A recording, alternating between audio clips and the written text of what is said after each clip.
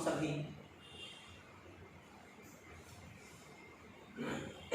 हमारे देश के पूर्व प्रधानमंत्री स्वर्गीय श्री राजीव गांधी जी के जन्म दिवस के अवसर पर सद्भावना दिवस को मनाने के लिए एकत्रित हुए हैं।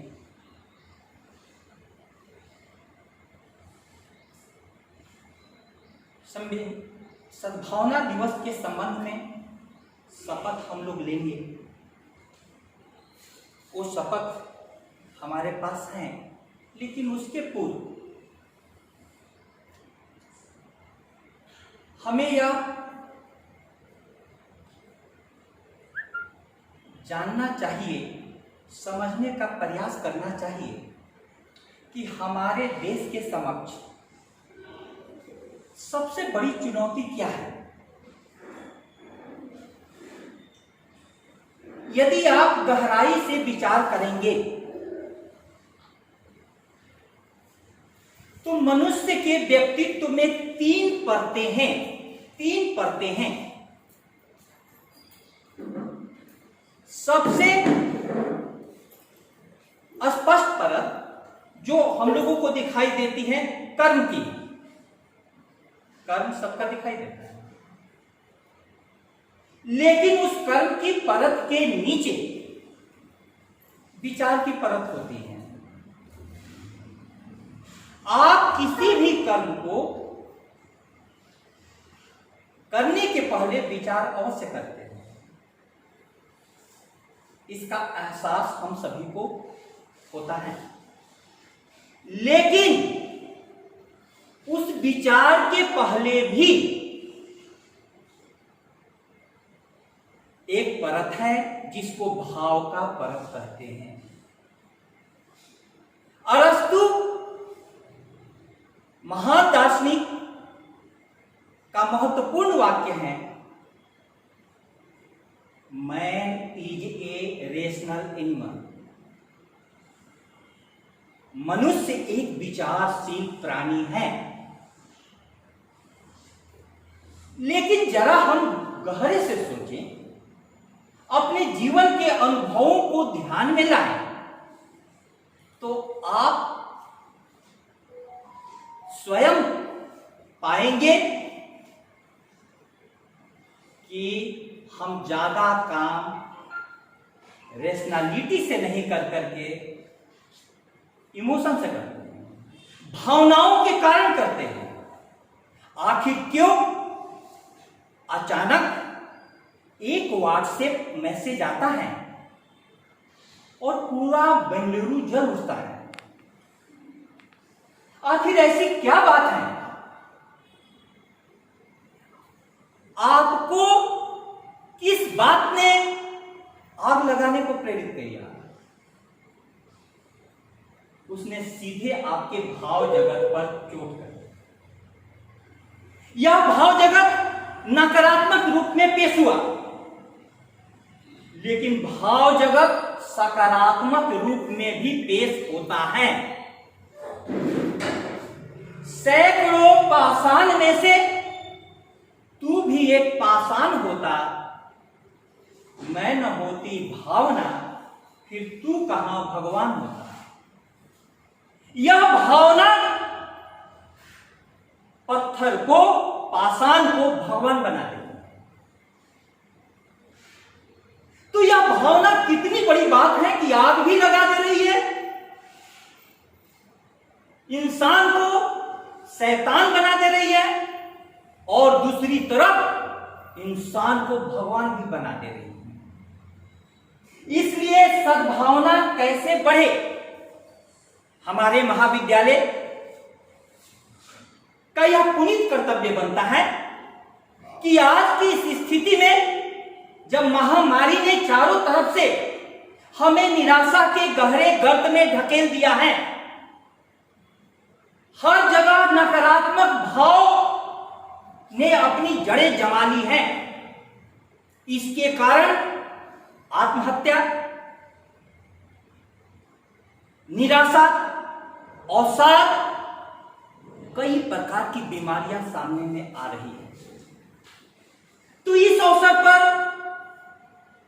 हम सभी शिक्षाविदों का यह कर्तव्य बनता है कि समझने का प्रयास करें कि आखिर क्या होता है। परमात्मा ने हमारे हृदय जगत में क्रोध भी दे रखा है।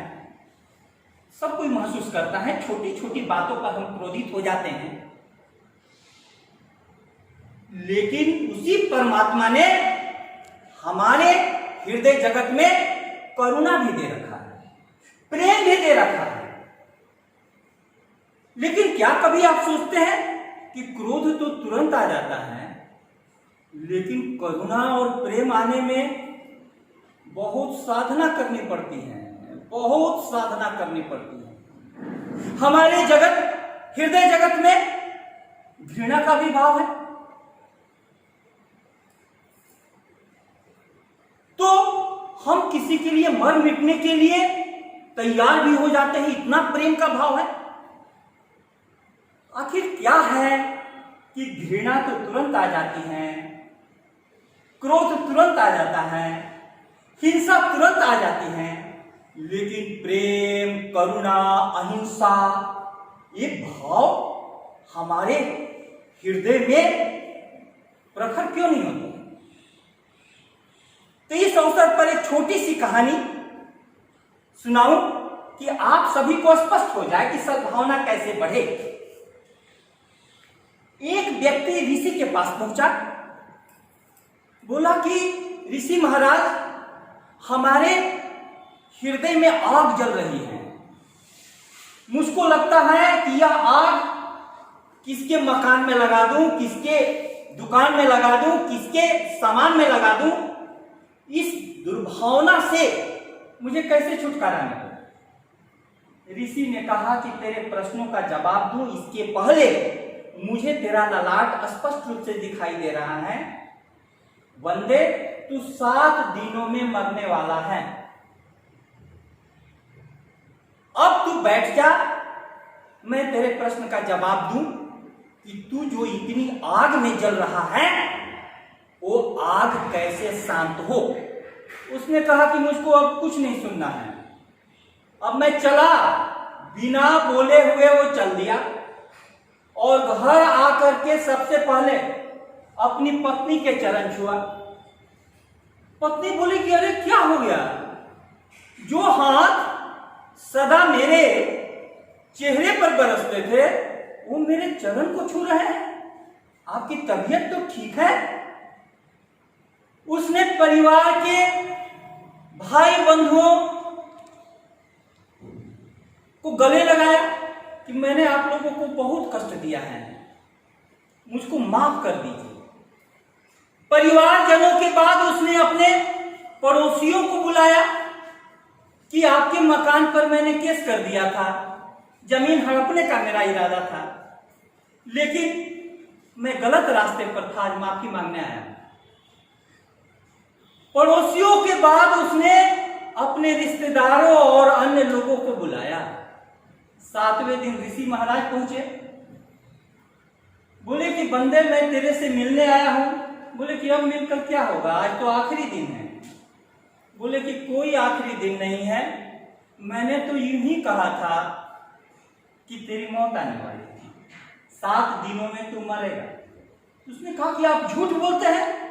बोले कि नहीं, मैं तो झूठ नहीं बोलता हूँ, मरना तो 7 दिनों में ही, चाहे सोमवार को मर, चाहे मंगलवार को, चाहे बुधवार को, चाहे बृहस्पतिवार को, चाहे शुक्रवार को, चाहे शनिवार को, चाहे रविवार को, इन्हीं 7 दिनों में तो मौत निश्चित है।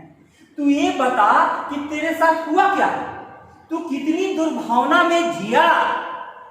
बोला कि दुर्भावना में मुझको तो सामने में मौत दिखाई दी तो मैंने सबसे माफी मांगना शुरू कर दिया। तो क्या आप सही बात बोल रहे हैं कि मेरी अभी मौत नहीं होगी? तो मैं अपने आप को करेक्ट करूं, जिनसे माफी मांगा हूं उनको फिर अपना असली रूप दिखाऊं?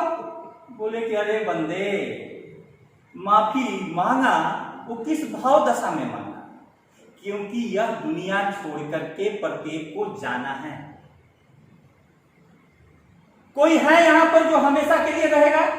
सबको जाना है। तीकी नगरिया है दूर, सजनी जाना पड़ेगा जरूर। एक तू ही नहीं अकेली सिधारी, जाएंगे सब बारी बारी। जग का यही है दस्तूर, सजनी जाना पड़ेगा जरूर।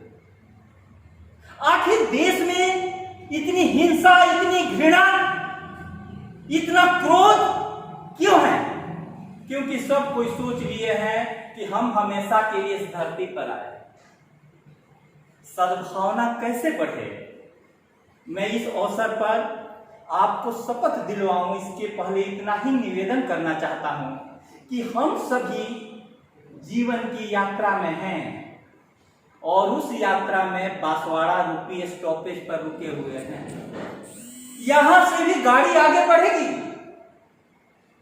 बांसवाड़ा स्टॉपेज के पहले भी गाड़ी कहीं थी, हमारी गाड़ी कुशलगढ़, लेकिन यहां से भी आगे बढ़ेगी। ये स्टॉपेज हमेशा नहीं रहेगा। इसीलिए इस छोटे से जीवन को हम जितना प्रेम से जी सकें, क्योंकि तन तो तृप्त होता है भोजन से, लेकिन आत्मा तृप्त होती है प्रेम से। इसलिए इस अवसर पर आप सोचिए जरा सा, अभी निर्भया कांड की समाप्ति हुई, दोषियों को फांसी की सजा दी गई।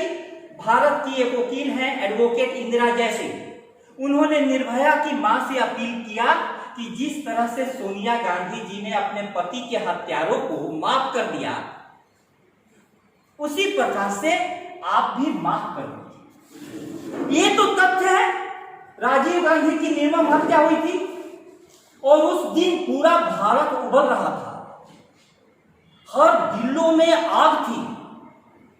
लेकिन उसके बाद ऐसा भी दौर आया कि राष्ट्रपति के नारायणन के पास स्वयं सोनिया जी गई कि आप इनको माफ कर दीजिए, मेरी तरफ से माफ। उसके बाद प्रियंका गांधी जी और राहुल गांधी जी जेल में गए।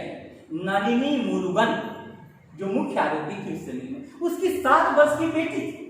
मैंने पढ़ा, उन्होंने कहा, पूरे जमकर पहले तो प्रियंका जी रोई कि आंसू में इतने साल बीते हैं, तुमने मेरे पापा को क्यों मारा? कोई दिक्कत थी तो बात कर लेती। उसने कहा कि मैंने नहीं मारा, मुझको तो मोहरा बनाया गया।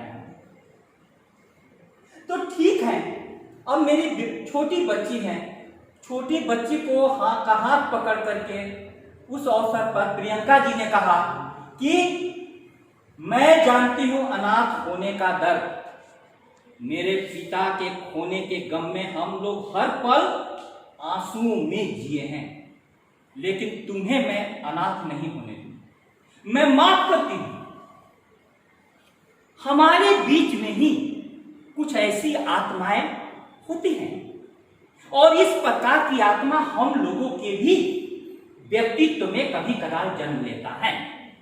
मेरा इस अवसर पर यही कहना है, जाति, धर्म, क्षेत्र, भाषा, ये सारे आधार, पार्टी, विचारधारा, सारे आधार गौण हैं, सारे आधार गौण हैं। और सबसे बड़ी बात यह समझने की है कि मैं यदि आपके प्रति घृणा का भाव रखता हूं तो आपका हृदय तो जलेगा कि नहीं जलेगा, मेरे हृदय में तो आग लग गई, मेरे हृदय में तो आग लग गई। तो मैं कितना ना समझ हूं, कितना अनाड़ी हूं कि अपने ही हृदय को मैं जला रहा हूं।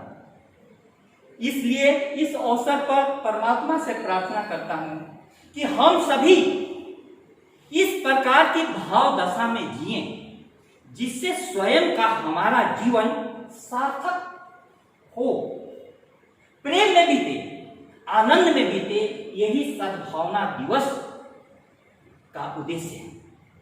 अब आप सभी अपनी जगह पर खड़े हो जाएं और शपथ के लिए अपने हाथ